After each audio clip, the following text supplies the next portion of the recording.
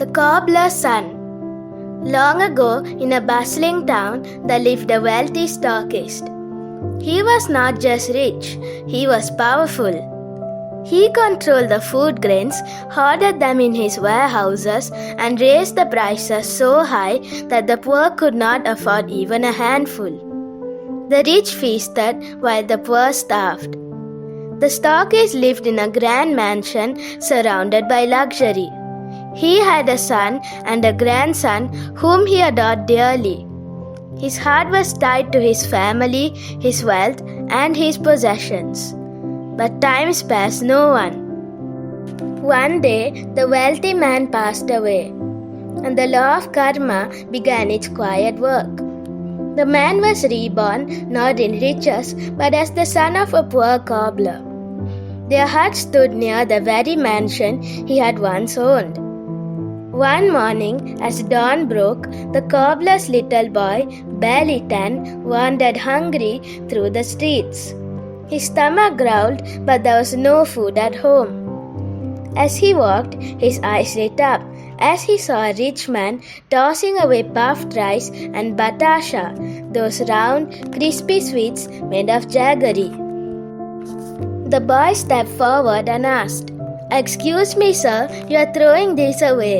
May I have some? I'm very hungry." The rich man frowned and growled, "What? Give it to you for free? Never! Go away, you poor, dirty fellow." The boy pleaded again and again, but the man's temper flared. He shouted, "I said go!" And with that, he slapped the boy across the face. Tears welled up in the child's eyes as he stood crying outside the mansion gates. Passers-by stopped. A young man also stepped forward.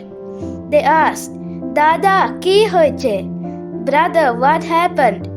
And the boy sobbed out his story. "I only asked for the puff rice and batasha he was throwing away, but he slapped me." A crowd gathered. Murmurs turned into anger. The people scolded the rich man fiercely. "He is just a child. How could you hit him? Shame on you!" Human nature often sides with the poor, even when the truth is hidden. At that moment, a wandering sadhu passed by. He looked at the boy, then at the rich man. His eyes carried a subtle smile, calm and knowing. The young man noticed this and became curious. The sadhu walked away, and the young man followed him down the road. He shouted, "Wait, why did you smile? Everyone supported the boy, but you just left. Why? What did you see?"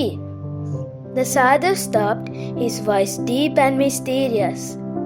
The sadhu replied, "If I tell you, will you believe me?" The young man answered, "Yes, why not? Tell me, I want to know." At this, the sadhu cautioned, "I have done sadhana. I can see past, present, and future. Even if I tell you, you may not believe." The young man pressed him again and again until finally the sadhu revealed the truth.